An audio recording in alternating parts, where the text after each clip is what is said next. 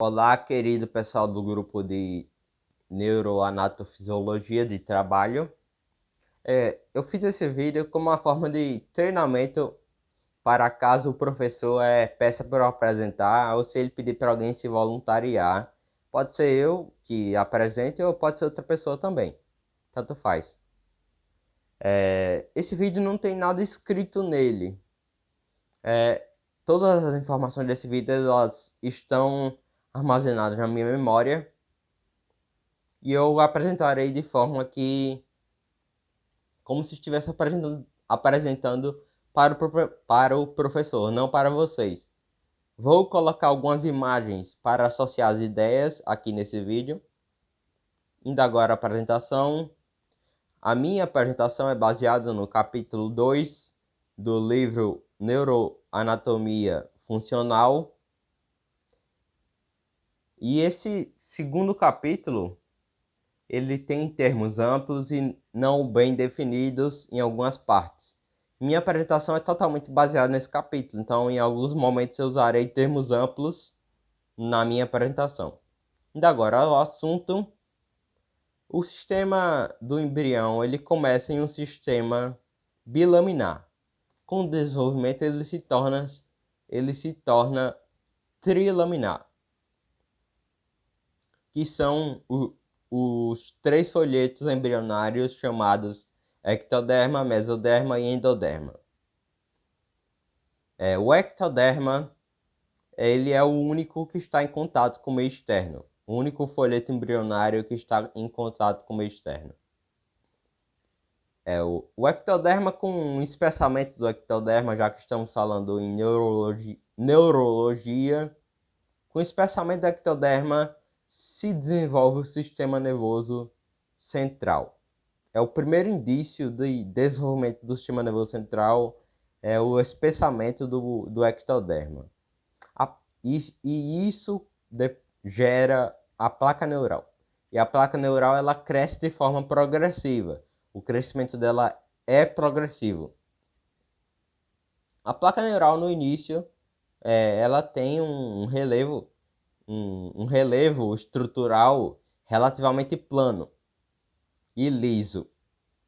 Mas depois, com o passar do desenvolvimento do embrião, forma-se o sulco neural, que é uma profundidade no relevo da placa neural. Depois essa profundidade ela aumenta, se desenvolve mais ainda, formando a goteira neural. Depois, os lábios da goteira neural se fundem, fechando assim a profundidade e formando o tubo neural. Como já diz o nome, tubo neural, ele é semelhante a um tubo mesmo. Isso também forma as cristas neurais. As cristas neurais elas são responsáveis pelo desenvolvimento do sistema nervoso periférico, que capta os estímulos externos e manda para o sistema nervoso central. Também ela forma as cristas neurais, né?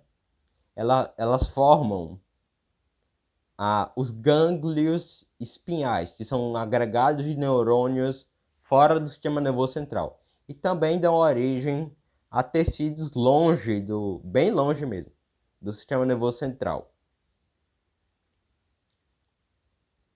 O tubo neural ele tem uma série de caracterizações.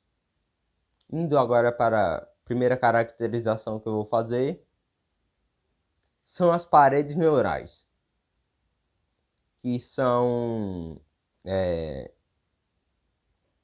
que elas são divididas em quatro, que são duas lâminas alares, duas lâminas basais, uma lâmina do tecto e uma lâmina do assoalho, ou é assoelho, não estou lembrado muito bem.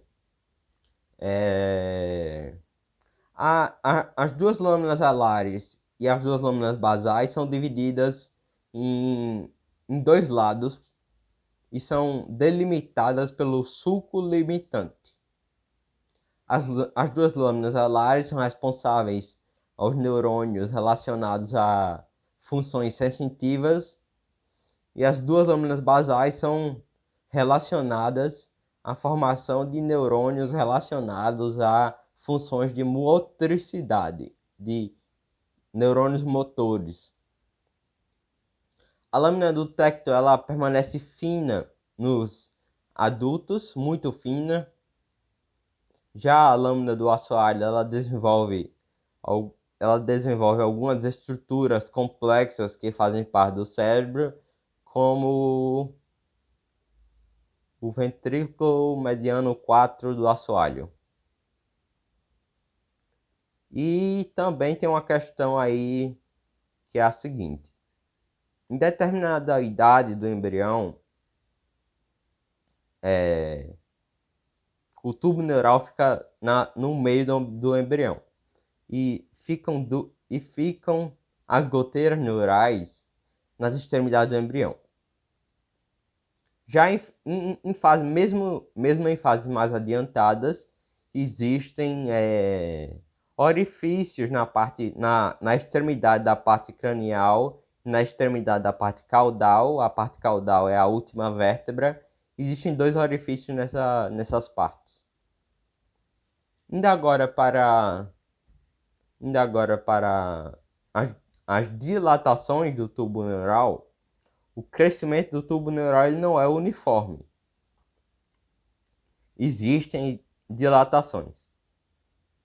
Quando torna-se dilatado o tubo neural, ele forma o arquencéfalo, que é um tipo de dilatação que é dividida em 3.